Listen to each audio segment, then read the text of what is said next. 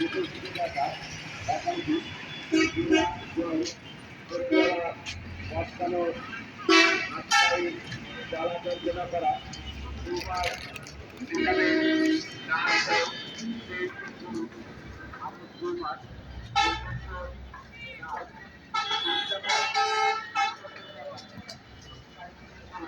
যে আমাদের দোকান, এই যে আমাদের দোকান, এই যে আমাদের এই যে জনাব মোহাম্মদ আতিকুর রহমান, দেখি একটু, এই গুড,